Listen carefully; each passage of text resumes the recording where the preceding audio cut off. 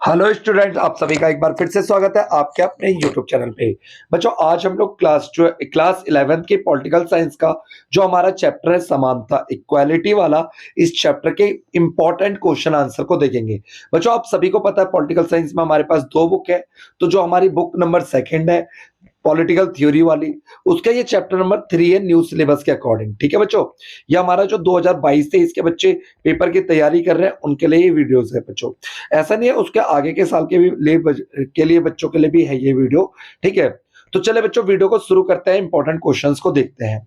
बच्चों, हमारे जो क्वेश्चंस होते हैं वेरी यूनिक क्वेश्चंस होते हैं और ऐसे क्वेश्चन होते हैं जो लगातार बोर्ड में आपकी क्लास 11 के पेपर में पूछे जाते हैं। तो चले बच्चों शुरू करते हैं। पहला क्वेश्चन है, समानता का अर्थ क्या है? तो प्रत्येक व्यक्ति को समान सुविधाएं प्राप्त होनी चाहिए ताकि वह अपनी योग्यताओं के अनुसार अपना विकास कर सके, उसी को समानता कहते हैं। ठीक है बच्चों, क्वेश्चन नंबर सेकंड है, समानता की परिभाषा लिखें।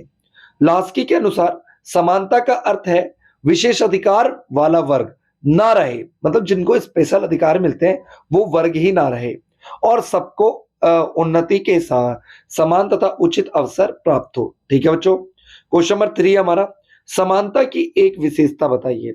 तो समानता की विशेषता यह है कि समानता में किसी वर्ग को विशेष अधिकार प्राप्त नहीं होते हैं। ठीक है बच्चों, क्वेश्चन नंबर 4 है, समानता के विभिन्न रूप।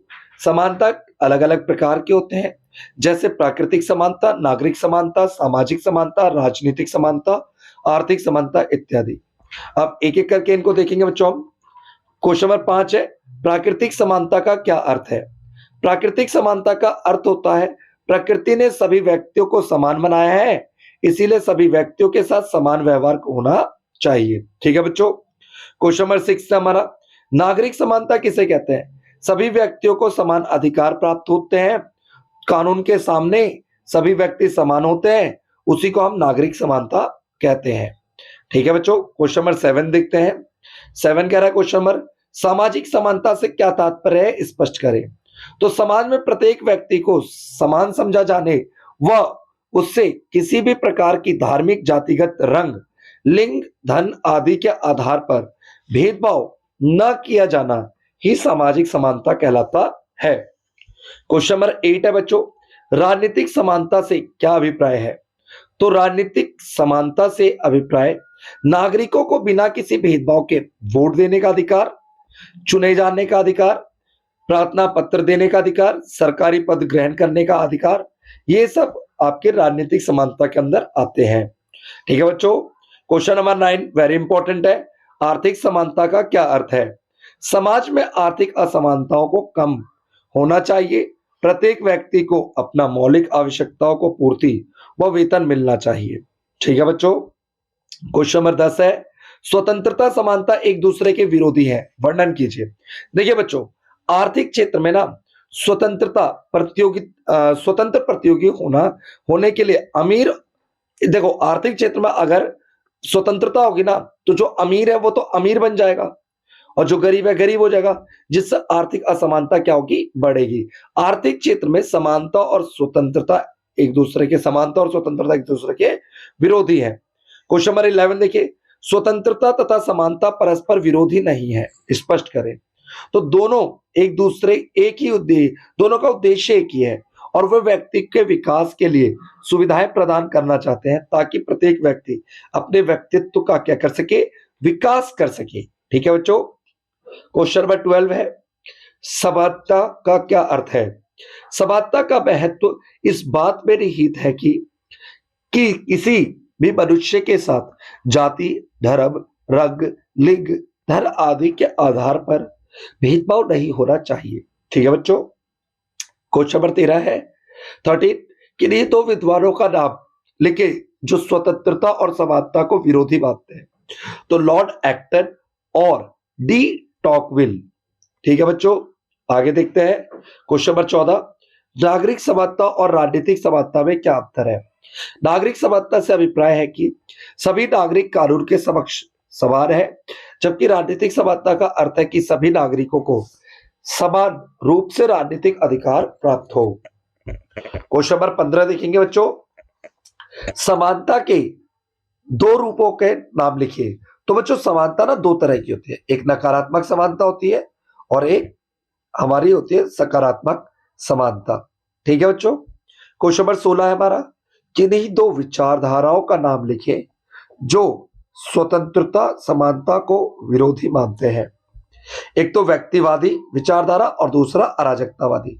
एक और आप आंसर में लिख सकते हैं रेडिकलिस्ट। क्वेश्चन नंबर 17, एक और इंपॉर्टेंट क्वेश्चन बच्चों, सभी मनुष्य समान बनाए गए हैं, इसकी घोषणा कहां पर की गई है? तो अमेरिका की स्वाधीनता की घोषणा में की गई है, अमेरिका के संविधान में। क्वेश्चन नंबर 18 है बच्चों, मनुष्य स्वतंत्र तथा समान पैदा हुआ है और उसे अपने अधिकारों के विषय में भी समान और स्वतंत्र रहने की घोषणा कहां पर की गई है? तो ये फ्रांस के घोषणा पत्र। आप फ्रांस के घोषणा पत्र भी बोल सकते हो बच्चों, और आप ये भी बोल सकते हो कि फ्रांस के संविधान में। क्वेश्चन नंबर 19 है बच्चों, किस विद्वान ने व्यक्तियों को प्राकृतिक रूप से समान माना है? तो वोल्टेयर ने समान माना है। आगे देखते हो बच्चों, क्वेश्चन नंबर हमारा 20 है 20, दक्षिण अफ्रीका में रंगभेद की नीति का अंत कब हुआ? तो 1992 में। Very important. ठीक है बच्चों, बहुत ज्यादा इंपॉर्टेंट क्वेश्चन है ये, दक्षिण अफ्रीका की रंगभेद की नीति से। ठीक है, आगे देखते हैं। क्वेश्चन नंबर 21 है, वोट का अधिकार, चुने जाने का अधिकार तथा सरकार की आलोचना करने का अधिकार किस प्रकार की समानता से संबंधित है? राजनीतिक समानता। किस प्रकार की समानता? राजनीतिक समानता। कोई दिक्कत तो नहीं। आगे देखते हैं बच्चों, क्वेश्चन नंबर 22, समानता की कोई दो पक्ष लिखे, कानूनी पक्ष और राजनीतिक पक्ष। क्वेश्चन नंबर 23 का आंसर आप लोग खुद देखेंगे बच्चों, इसको पढ़ के समझने की कोशिश करेंगे। अगर आपको समझ नहीं आएगा तो मैं अगली वीडियो में एक्सप्लेन कर दूंगा इस क्वेश्चन के आंसर को, आप लोग कमेंट बॉक्स में कमेंट करके बता सकते हैं अगर ना समझ आए तो। क्वेश्चन नंबर 24 है, सामाजिक समानता की एक विशेषता लिखे। तो सामाजिक समानता में विशेष अधिकार का अभाव होता है। तो बच्चों यहीं पे ये वीडियो समाप्त होती है। वीडियो कैसी लगी आपको? पॉलिटिकल साइंस का जो हमारा बुक सेकंड है, इसके इंपॉर्टेंट क्वेश्चन की लगातार वीडियो अपलोड की जा रही है बच्चों। हमने इससे पहले चैप्टर नंबर 1 राजनीतिक सिद्धांत, चैप्टर नंबर 2 ये 2 चैप्टरों की वीडियो बच्चों अपलोड कर दी है। ये चैप्टर नंबर 3 था हमारा, और 4 चैप्टर अभी और रह रहे हैं इसकी वीडियो, क्योंकि इस साल के सिलेबस के अकॉर्डिंग हमारे केवल 7 चैप्टर बच्चों सेकंड बुक में से। तो आपको वीडियो कैसी लगी कमेंट करके जरूर बताएं, और इस छोटे से परिवार आर्ट्स बाबा को बढ़ाने के लिए चैनल को सब्सक्राइब करना ना भूलें, और वीडियो को शेयर करें अगर अच्छी लगी हो, और लाइक करें। अगर वीडियो अच्छी ना लगी हो, किसी प्रकार की कमी लगती है तो कमेंट करके जरूर बताएं, क्योंकि आप ही हमारे सबसे अच्छे मित्र व दोस्त हैं, आप ही हमारी कमियों को बता सकते हैं। Thank you for watching our YouTube channel. मिलते हैं अगली वीडियो में।